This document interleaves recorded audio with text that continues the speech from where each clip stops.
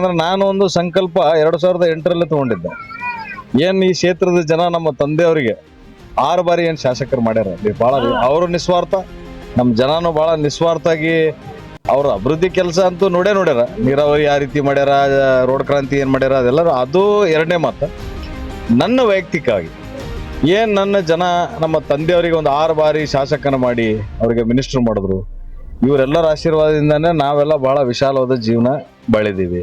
ಇದು ನಾನು ಎಂದೂ ಮರೆಯಲ್ಲ. ನನ್ನ ಒಡನಾಟ ಇವ್ರ ಜೊತೆ ಇನ್ನೂ ಹೆಚ್ಚಿಗೆ ಆಗ್ತದಂತೂ ಕಮ್ಮಿ ಅಂತೂ ಆಗಲ್ಲ. ಮುಂದಿನ ದಿನಮಾನಗಳಲ್ಲಿ ನಿಮ್ಮ ರಾಜಕೀಯ ನಡೆ ಯಾವ ರೀತಿ? ನನ್ನ ರಾಜಕೀಯ ನಡೆ ಬಗ್ಗೆ ನನಗೆ ಏನೂ ಗೊತ್ತಿಲ್ಲ.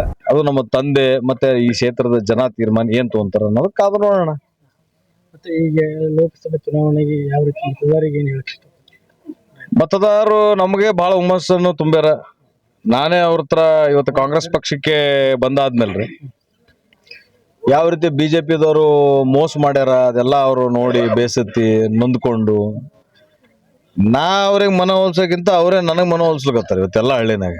ನೀವೇನೋ ಕಾಳಜಿ ಮಾಡ್ಬಿಡ್ರಿ, ನಾವು ನಿಮ್ಮ ತಂದೆಯವರು ಮತ್ತು ನಿಮ್ಮ ತಾತ ಶ್ರೀ ವೆಂಕಯ್ಯ ಗುತ್ತೇರವ್ರ ಅಭಿಮಾನಿಗಳು ಇರೋದ್ರಿಂದ ನಮ್ಮ ನಿರ್ಧಾರಕ್ಕೆ ತಾವು ಭದ್ರವಾಗಿ ಕಾಂಗ್ರೆಸ್ಸಿಗೆ ಹೋಗಿರಿ. ನಾವು ಹೇಳಿದ್ದು ನೀವೇನೋ ಕಾಳಜಿ ಮಾಡ್ಬಿಡ್ರಿ ಸರ್, ನಾವು ಬರ್ತೀವಿ ಅಂತ. ಆಮೇಲೆ ನಿಮಗೆ ನಿಜವಾಗ್ಲೂ ಹೇಳ್ತೀನಿ, ಏನು ಈಗ ನಮ್ಮ ತಂದೆಯವರ ಅಭಿಮಾನಿಗಳು ಏನು ಡ್ಯಾಡಿ ಶ್ರೀ ಮಲಕೆ ಗುತ್ತೇರವ್ರ ಜೊತೆ ಬಿಜೆಪಿಗೂ ಹೋಗಿದ್ರು, ಆಮೇಲೆ ಇಲ್ಲೂ ಬಂದಿದ್ರು, ಅವರೆಲ್ಲ ನಾವು ಮನಸ್ಸು ಗೆದ್ದಿ ನಮಗೆ ಆಶೀರ್ವಾದ ಮಾಡೋ ಅಂಥ ಜನ.